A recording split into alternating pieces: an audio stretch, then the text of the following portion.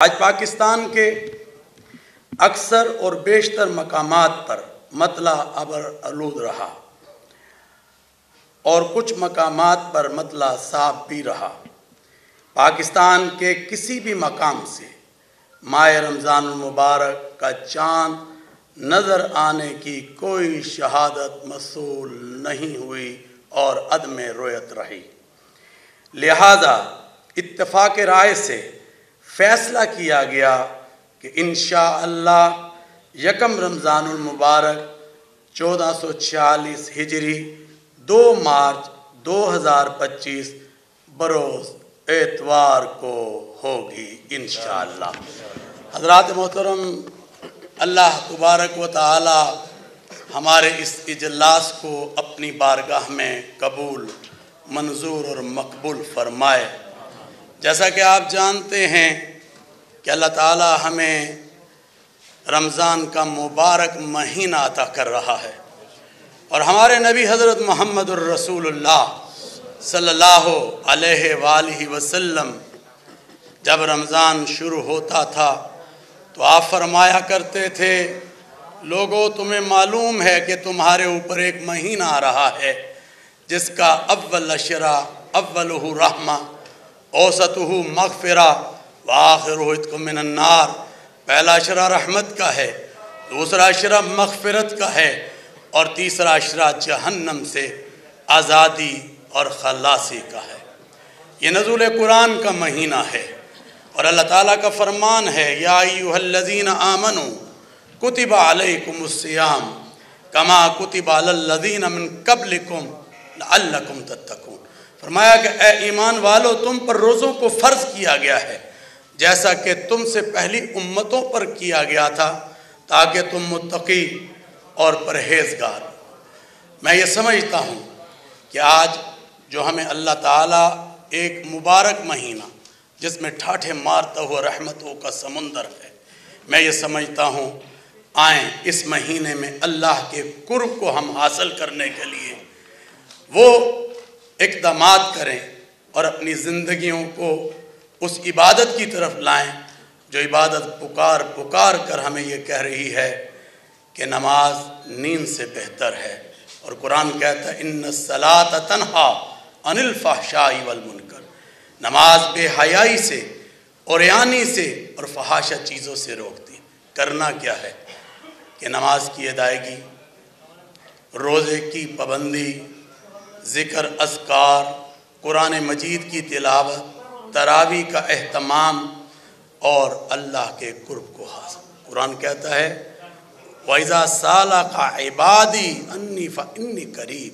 اللہ کہتا ہے جب تم مجھے پکارتے ہو تو میں تمہاری ہر پکار کو سنتا ہوں۔ تو اللہ سے وعدہ کریں کہ ہم انشاءاللہ رمضان میں بڑھ چڑھ کر عبادات میں حصہ لیں گے، اللہ کے بندوں کی خدمت انسانیت کے لیے زکوٰۃ، خیرات، صدقات جو ہیں اس کو لوگوں کے درمیان بانٹیں گے، تاکہ اللہ زیادہ سے زیادہ تمہارے مالوں کو پاک کر دے، اور اللہ تعالیٰ اپنی برکتوں سے آپ کو مالا مال کر دے، اور پھر صدقۃ الفطر جو ہے وہ بھی آپ سب نے ادا کرنا ہے۔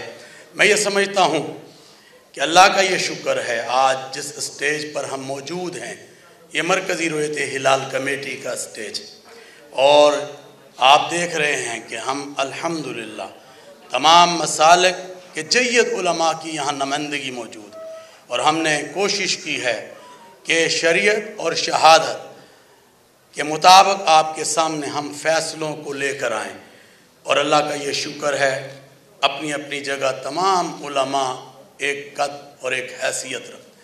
فنی معاملات میں ہمارے ساتھ محکمہ سپارکو، محکمہ موسمیات، وزارت سائنس اینڈ ٹیکنالوجی۔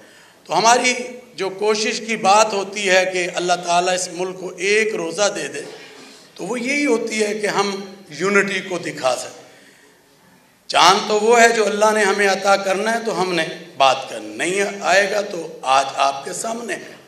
تو میں یہ سمجھتا ہوں میری قوم اور قوم کی دعائیں ہمارے ساتھ ہیں، اور ہمیشہ قوم نے جو ہے ہماری اس بات کو سنا ہے، اور ہمیشہ ہم یہ سمجھتے ہیں کہ یہ جو فیصلے ہم نے کیے ہیں بالکل عین شریعت کے مطابق کیے ہیں۔ اللہ سے دعا ہے کہ آئندہ بھی ہمیں اللہ اس پر استقامت نصیب فرمائے، آئیں اپنے پیارے ملک پاکستان کو ہم مضبوط بنائیں۔ آج یقیناً بڑا ہی تکلیف دہ واقعہ اکوڑا خٹک میں ہوا، اور میرا بہت ہی پیارا بھائی مولانا حامد الحق آج شہید ہوا، اور ان کے ساتھ ان کے ساتھی شہید ہوئے۔ یہ کون ہیں؟ یہ وہ لوگ ہیں جو ایسا کام کر رہے ہیں، وہ درندہ صفت لوگ ہیں جو آج زیادتی پر اترے ہوئے ہیں۔ اور میں یہ سمجھتا ہوں کہ آج ہماری حکومت، ہماری افواج، ہمارے سیکورٹی اداروں نے جو فیصلے ان کے لیے کیے ہیں، پوری قوم آپ کے پیچھے ہے۔ اور میں یہ سمجھتا ہوں کہ ان لوگوں کا جو کلا کما ہے وہ ہونا چاہیے، اور ان لوگوں کو کیفر کردار تک ہمیں پہنچانا چاہیے تاکہ یہ ملک امن اور تحفظ اور استحکام کی طرف جائے۔